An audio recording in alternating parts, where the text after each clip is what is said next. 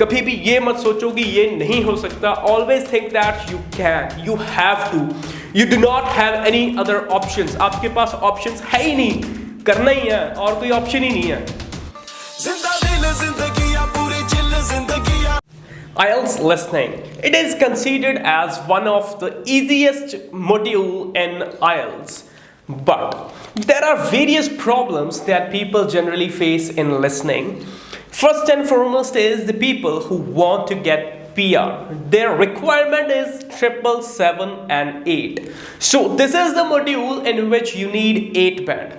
और जब आप 8 बैंड के लिए एम कर रहे हैं then even a single word matters. So इस वीडियो में मैं आपको बताऊंगा कि आप 9 बैंड तक अचीव कैसे कर सकते हैं इन IELTS listening. So guys, without wasting the time, let's get into it. But before that, I want to request you that if you are new on my channel, guys, consider subscribing and do not forget to press the bell icon so that you can get the latest updates. So guys, let's start from the beginning. Listening जो है, listening 45 minutes की होती है। Listening 45 minutes की होती है approximately, and you get 10 minutes extra to transfer your answers. जो आपकी शीट होती है जिसपे आपके क्वेश्चंस दिए जाते हैं, उसी पे आपके पास ब्लैंक्स होंगी, MCQs होंगी एंड सो ऑन, लेकिन वो शीट आपकी चेक नहीं होती गाइस। वो शीट जिसपे आप आंसर्स डायरेक्टली लिखते हैं, वो शीट आपकी चेक नहीं होती। उसके अलावा आपको आंसर शीट दी जाती है जिसकी एक तरफ होती है लिसनिंग एंड दूसरी साइड होती है रीडिंग। तो आपने लिसनिंग वाली साइड अपने आंसर्स जो लिसनिंग के हैं वो ट्रांसफर करने होते हैं, और ट्रांसफर के लिए आपको 10 मिनट्स एक्स्ट्रा दिए जाते हैं। और नाउ इसके बाद सबसे इंपॉर्टेंट चीज गाइस, सबसे ज्यादा जो मिस्टेक्स होती हैं वो इसी समय पर होती हैं। ये चीज बिल्कुल ध्यान में रखना, जब आप 10 मिनट्स एक्स्ट्रा लेते हो आंसर ट्रांसफर करने के लिए, इसी टाइम पे सबसे ज्यादा मिस्टेक्स होती हैं। यही सबसे क्रिटिकल टाइम होता है, ना कि जब आप आंसर्स देख रहे हो। अगर आप बहुत ज्यादा इंटेलिजेंट हो, आपने सही मार्क कर लिए, फिर भी आपकी मिस्टेक यहां पे हो सकती है 10 मिनट्स एक्स्ट्रा। और मैं आपको वो बताता हूं कि कैसे। जनरली जहां पे भी आप प्रिपरेशन कर रहे हैं, ऑलमोस्ट 70% आप ये प्रैक्टिस नहीं करते। आप सिर्फ एक संडे और सैटरडे को मॉक टेस्ट होता है, सिर्फ उसी दिन आप 10 मिनट्स एक्स्ट्रा वाली प्रैक्टिस करते हो। लेकिन आप ट्राई करके देखना, आपकी सबसे या 1 या 2 स्पेलिंग मिस्टेक सिर्फ इसी वजह से होगी क्योंकि आप हरी में थे, क्योंकि आपको जल्दी से आंसर ट्रांसफर करने थे, या आप जो नंबरिंग है वो गलत लिख दोगे। सो ये प्रैक्टिस सबसे ज्यादा इंपॉर्टेंट है। So guys, I recommend you to do this regularly, okay, not only on mock tests. जो 10 मिनट्स आपको एक्स्ट्रा दिए जाते हैं वो आप हर वीक डे पे आप ये चीज कीजिए, क्योंकि इसी से आपकी इंप्रूवमेंट होगी।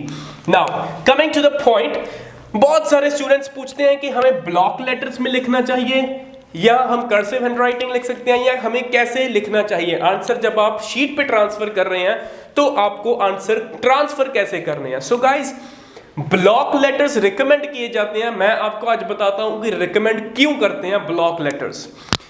आप लिख तो कोई भी किसी भी तरह से सकते हो, इट्स अपॉन यू, वो गलत नहीं है, but why the teachers recommend you to write in block letter. तो उसका कारण ये है गाइस कि बहुत फिल इन द ब्लैंक्स ऐसी होती हैं जहां पे आपने कैपिटल लेटर लिखना होता है स्टार्टिंग वाला, या बहुत बार ऐसा होता है कि आप स्टार्टिंग वाला वर्ड कैपिटल लिख देते हो इन आंसर्स, जबकि वो कैपिटल लिखना नहीं होता। ठीक है, तो इसी वजह से वो आपका आंसर, ये भी चीज मैटर करती है कि आप वर्ड जो फिल कर रहे हो, ब्लैंक जो फिल कर रहे हो, उसका फर्स्ट वर्ड कैपिटल लिख रहे हो या स्मॉल लिख रहे हो। उस चीज को ओवरकम करने के लिए हम ब्लॉक लेटर्स यूज करते हैं, क्योंकि इसकी वजह से आपकी कोई भी ऐसी मिस्टेक नहीं होगी जो केयरलेस हो सकती है।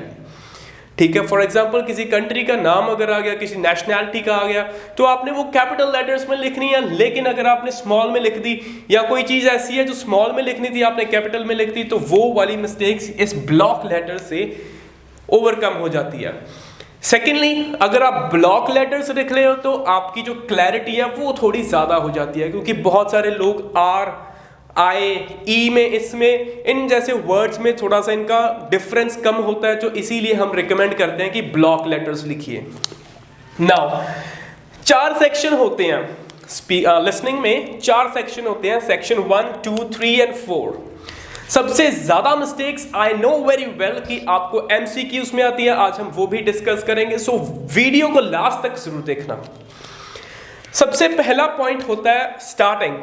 गाइस बिलीव मी कि अगर आपकी स्टार्टिंग खराब हो गई तो आपकी सारी की सारी लिसनिंग खराब हो जाएगी। तो सबसे ज्यादा फोकस आपने इस सेक्शन पे करना है, सेक्शन 1 पे, क्योंकि यही सबसे ज्यादा इजी भी होता है एंड यही सबसे ज्यादा क्रिटिकल भी हो सकता है। आप सबको बहुत अच्छे से पता है, जब आप एग्जामिनेशन हॉल में बैठोगे तो वहां पे बहुत सारी मूवमेंट होगी, तो कई बार स्टूडेंट का जो फोकस है वो कहीं और होता है, लेकिन उसी में इसमें होते हैं अप्रॉक्सीमेटली 10 क्वेश्चंस। सेक्शन 1 में 10 क्वेश्चंस होते हैं अप्रॉक्सीमेटली, ओके। और अगर आपके पहले 2 स्किप हो गए ना, तो आपके समझ लो कि आपकी सारी 2 नहीं, सारी की सारी लिसनिंग खराब हो गई, क्योंकि आपका जो एक कॉन्फिडेंस लेवल है, कॉन्फिडेंस लेवल स्टार्टिंग में ही हिल जाएगा। क्योंकि बहुत सारे लोग, बहुत सारे स्टूडेंट्स जो 9 बैंड के लिए हिट करना चाहते हैं, अगर उनको लग गया कि यार नहीं ये मुझे समझ नहीं लगा, स्टार्टिंग वाला ही हिल गया ना अगर, तो आपके 9 बैंड तो गए। एक तो ये माइंड में आ जाएगा कि 9 बैंड गए, ठीक है, और उसके बाद वाली भी फिर सारी खराब हो जाएगी। सो सबसे ज्यादा आपने फोकस करना है सेक्शन 1 के ऊपर। Now coming to the topic कि बहुत सारे स्टूडेंट्स की ये भी डाउट है कि एस कहां पे लगनी है, कहां पे नहीं लगनी। यार बहुत ही इजी टॉपिक है। देखो सबसे पहली चीज तो ये है कि जब भी आप fill in the blank start कर रहे हो, अगर आपने एग्जैक्टली सुन लिया कि एस लगी है या नहीं लगी, ठीक है, अगर जो स्पीकर है उसने एस बोली है तो एग्जैक्टली सेम ही लिखना है जो एग्जामिनर बोल रहा है। जो स्पीकर बोल रहा है एग्जैक्टली सेम वही वर्ड हमने लिखना है। अगर बाय चांस आपको समझ नहीं लगा कि उसने एस बोली है, प्लूरल में आंसर दिया या सिंगुलर में दिया, तो आप वो चेक कर सकते हैं। उसकी बहुत ज्यादा सिंपल प्रैक्टिस है। करना आपने क्या है कि जो ब्लैंक है उसको, जो आपकी शीट है उसके ऊपर लिख लो, ठीक है, आंसर लिख लिया, उसके ऊपर ब्रैकेट में डाल दो एस। लेकिन गाइस यहां पे ध्यान रखना, ब्रैकेट में एस आप क्वेश्चन पेपर पे डाल रहे हो, आंसर में आप ब्रैकेट में नहीं डाल सकते। ये बहुत सारे स्टूडेंट्स मिस्टेक करते हैं कि वो आंसर शीट पे ब्रैकेट में एस डाल देते हैं कि एग्जामिनर खुद ही पता लगाए कि यहाँ पे एस आएगी या नहीं आएगी, अगर आएगी तो भी सही, नहीं आएगी तो भी सही। ऐसा नहीं होता, ठीक है। अगर आप अपने क्वेश्चन पेपर के ऊपर मार्क कर रहे हैं कि इस पे मुझे डाउट है कि यहाँ पे एस आनी है या नहीं आनी, और जब हमने सारे आंसर्स देख लिए तो लास्ट पे हम चेक करेंगे, ठीक है। उसी वक्त हम चेक नहीं कर सकते, क्योंकि अगर उसी वक्त हम चेक करने लग गए कि यहाँ पे प्लूरल आएगा या सिंगुलर आएगा तो बाकी के स्किप हो जाएंगे, ठीक है। सो उसके ऊपर हमने टिक लगा लो, चाहे ब्रैकेट में एस डाल लो, लेकिन आंसर शीट पे नहीं ब्रैकेट में डालनी, ठीक है। ये ध्यान रखना, बस वहां पे मार्क कर लेना कि ये मैंने लास्ट पे देखना है कि एस आएगी या नहीं आएगी। अब देखना कैसे है, जब आपने सारे आंसर्स लिख लिए, जब आप ट्रांसफर कर रहे होंगे तो अब आपको पता लग जाएगा कि हाँ इसमें मैंने देखना है। तो आप देखेंगे कि सेंटेंस में आगे कौन से वर्ड्स, कौन सी पंक्चुएशन, कौन से वर्ड्स लगे हुए हैं। फॉर एग्जाम्पल अगर वहां पे दे लगा है, विच लगा है, हु लगा तो डेफिनेटली वो इंसान है, ठीक है। अगर आर लगा है तो प्लूरल है, इज लगा है तो सिंगुलर आएगा, ठीक है। बाकी के पॉइंट्स ये है कि अगर वो कॉमर्स में है, ठीक है, कॉमर्स में है चीजें, तो उसके पहले वाली एग्जांपल देख लो कि उसके पहले वाली एग्जांपल कौन से किस में है, सिंगुलर है या प्लूरल है, ठीक है। तो उसी हिसाब से आप यहाँ पे आंसर लगा सकते हो, ठीक है। I hope that you are getting my points very clearly. अगर किसी को कोई भी डाउट है आप मुझे कमेंट कीजिए और आप मुझे व्हाट्सएप कर सकते हैं। You can also contact with me on my Instagram, it's available in the starting of the video, okay. Now moving to the next point, बहुत सारे स्टूडेंट्स को डाउट होती है मैप में। मैप भी एक बहुत ही ईजी टॉपिक है, ठीक है, बहुत ही ज्यादा इजी है। कई बार क्या होता है, यहां पे फिल इन द ब्लैंक्स आ गए सेक्शन 1 में, सेक्शन 2 में आ गए आपका मैप।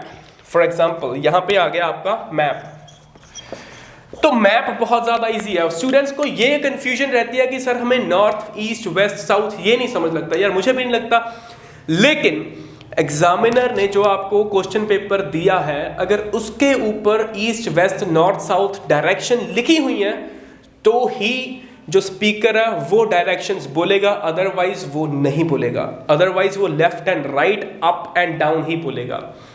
ठीक है, अगर शीट पे आपके क्वेश्चन पेपर के ऊपर मैप के साइड पे लगा हुआ है एक निशान कि ईस्ट वेस्ट नॉर्थ साउथ, तो ही स्पीकर वो डायरेक्शंस यूज करेगा, अदरवाइज वो लेफ्ट राइट बोलेगा।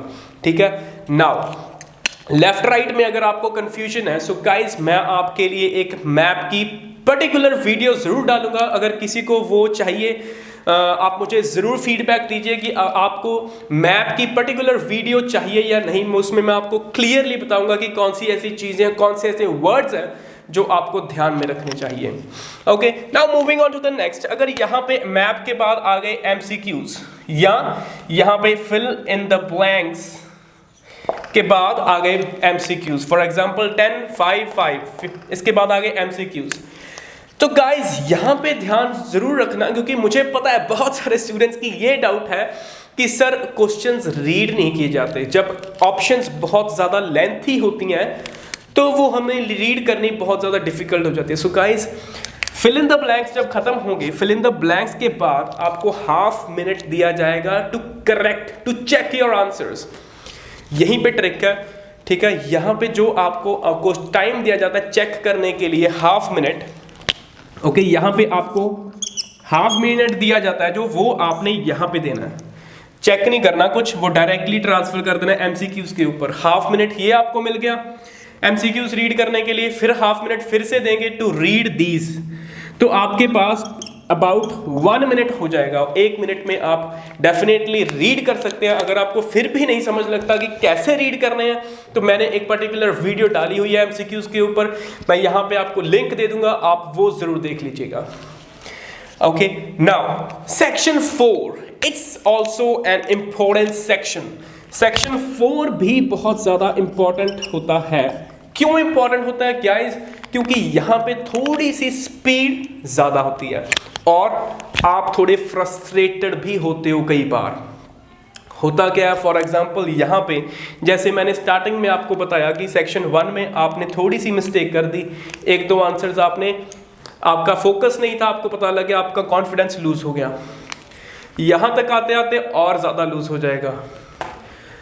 सेक्शन 4 में आपकी मेंटल स्टेबिलिटी क्या होनी चाहिए गाइस? ये मेरी बात को अगर आप ध्यान से रख लें तो आप 9 बैंड डेफिनेटली अचीव कर सकते हो। जब भी सेक्शन 4 स्टार्ट होगा, सेक्शन 4 में वो कहते हैं you have half a minute to read questions 31 to 40। 10 questions read करने होते हैं गाइस। यहां पे आपकी स्पीड मैटर करती है, रीडिंग स्पीड मैटर करती है। अगर आप क्वेश्चन रीड नहीं कर पाओगे तो आप 9 बैंड अचीव नहीं कर पाओगे। ठीक है, आपकी यही प्रैक्टिस चाहिए कि आप 31 to 40 क्वेश्चंस रीड कर पाएं बस। और रीड कैसे करने हैं वो भी मैं आपको बताऊंगा गाइस। 31 to 40 जब स्टार्ट होंगे, जब भी वो कह देंगे कि you have half a minute to read the questions from 31 to 40, उसी वक्त आपने ये सोचना है कि यार आज मैंने अगर ये 31 to 40 सारे करेक्ट कर लिए तो 9 बैंड पक्के हैं। ठीक है, जो भी आपका एम है, जो भी आप सोच रहे हैं, अगर आपने 31 to 40 पूरे ध्यान से आंसर्स कर लिए, पूरे ध्यान से आप पूरी कंसंट्रेशन से आपने आंसर्स फाइंड आउट कर लिए, तो आपके 7+ डेफिनेटली अगर आएंगे ही आएंगे। अगर आप क्लास में 6 बैंड भी अचीव कर रहे हो तो भी आप यहाँ पे 7 बैंड ले सकते हो, अगर आप इस तरह से चलोगे तो। Everything depends on your mind. कभी भी ये मत सोचो कि ये नहीं हो सकता। Always think that you can, you have to, you do not have any other options. आपके पास ऑप्शंस है ही नहीं, करना ही है और कोई ऑप्शन ही नहीं है। ठीक है, 31 to 40 अगर आपके सारे करेक्ट हो गए तो आप 9 बैंड अचीवर बन जाओगे। ओके, सो यहां पे आपकी स्टेबिलिटी ये होनी चाहिए, मेंटल स्टेबिलिटी ये होनी चाहिए। सेकंड स्टेप है कि आप अच्छे से रीड कर लें 40। अगर कोई एक आध रह भी जाता है, सो गाइस जब भी स्पीकर बोलने लगे उसको रीड करना छोड़ दो। कई स्टूडेंट्स क्या करते हैं कि नहीं रीड एक दो कर लूं, एक भी अगर पॉइंट यहां पे मिस हो गया 31 ब्लैंक या जो भी सेक्शन आएगा यहां पे, वो अगर आपकी स्किप हो गई, अगर पहला क्वेश्चन ही स्किप हो गया तो सारी खराब हो जाएगी, क्योंकि यहां पे स्पीड ज्यादा होती है, आप कैच नहीं कर पाओगे। सो गाइज, जब भी 31 क्वेश्चन वो स्पीकर बोलने लगे, बाकी सब कुछ छोड़ दो, जस्ट फोकस ऑन दैट, क्योंकि आपकी एक क्वेश्चन की वजह से आपके 5 क्वेश्चन रॉन्ग हो सकते हैं। ठीक है, ये चीज सभी जगह मैटर करती है। अगर आपका एक क्वेश्चन, एक वर्ड को स्किप हो गया, फॉर एग्जांपल आपका 5th क्वेश्चन स्किप हो गया या 6th या 15th स्किप हो गया, तो उसके बारे में सोचना बंद कर दो, move on to the next, क्योंकि अगर आप एक आंसर के बारे में सोचते रहोगे आपके 5 स्किप हो जाएंगे। सो ये चीज जरूर ध्यान में रखिएगा। ठीक है जी। Now if you have any other kind of doubts guys, मुझे कमेंट करके जरूर बताइए और मुझे बताइए कि आप नेक्स्ट वीडियो किस चीज पे देखना चाहते हैं। I will be glad and I will be happy to help you all. So guys, here I end up with this video. I hope it's helpful for you. Thanks for watching.